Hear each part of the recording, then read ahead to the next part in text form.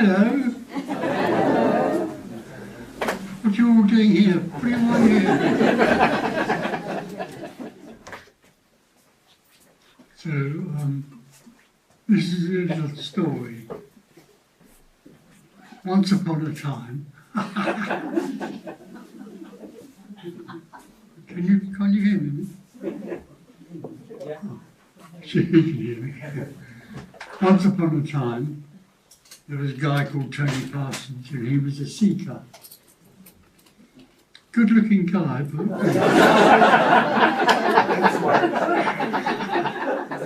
and he was married to a very beautiful Claire. And together they ran an alternative magazine very successfully in southern England, in London.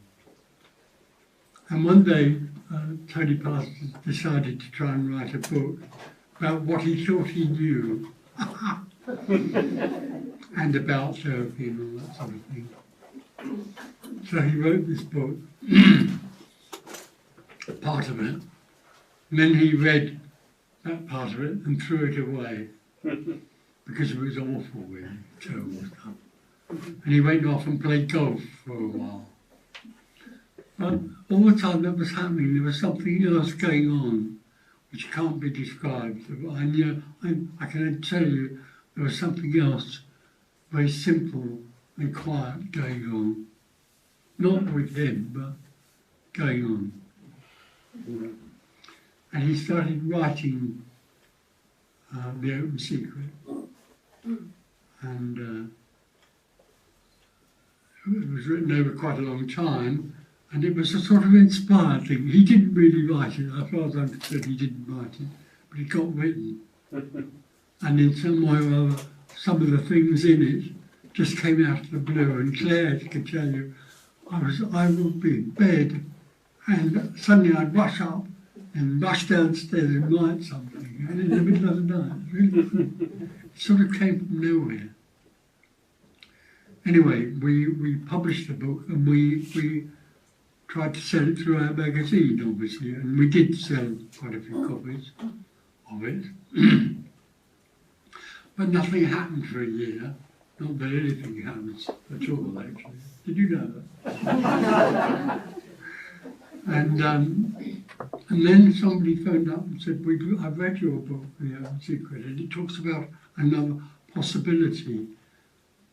Would it be possible for you to come to London, suburb Dulwich, and talk to us about another possibility? So I went there, and I went into the room, and I sat down, and there were 5 people there. And I started talking, and suddenly, it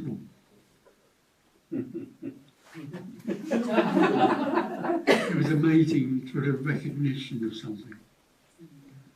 So we talked, and that was that. And then they said to me, would you come again to London, to a house in London? There'll be quite a good few people, we think, there. And I went there, and there were about 30 odd people in the room. And I talked. And that went on a couple of times more. Well, it went on forever, actually, but anyway. After a couple of meetings, I went there on a Saturday, usually.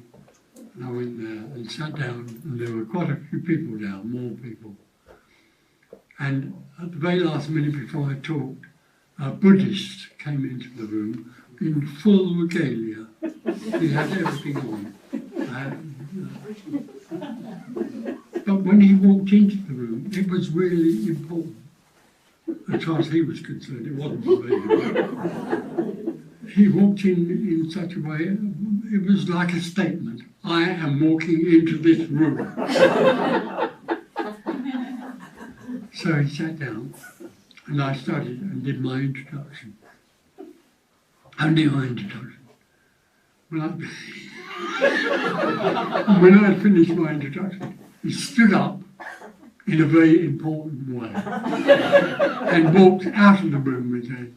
in a very important way, in a sort of important, disgusting way. Never came back. And I considered that to be one of the greatest compliments I've ever had.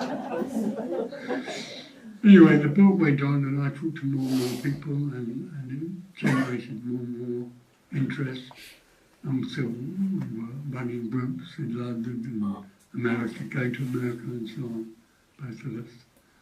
And we were doing retreats, mainly in England and in America and other places. And out of that came other people who had been and wanted to talk themselves, so we talked together and we helped them in their own way talk about this. And since then it's become what it is now. It's amazing. I think it's but in a way, it's wonderful to watch. And what is it about? What is the Eleventh Secret? Or what is this message about? It's about something very simple. Very simple. There is no one. There is nothing. There is simply nothing. Everything is only nothing apparently happening. This is nothing. There isn't anybody here. There isn't anything here. There is just an image, an expression of nothing. And that what arises is simply the mystery of nothing apparently happening. And that's what this message is about. Something very simple, staggeringly simple. All there is nothing apparently happening. There is no one.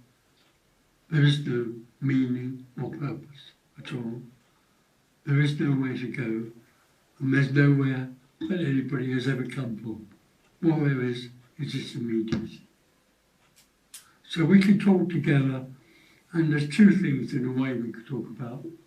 We could talk about the total and utter helplessness of the seeker and the utter futility of any idea that there's anything to find. We could talk about that. It's quite easy in a way to talk about that. The thing we can't talk about, we only talk around, is the absolute amazing simplicity and beauty and wonder of this message. Thank you.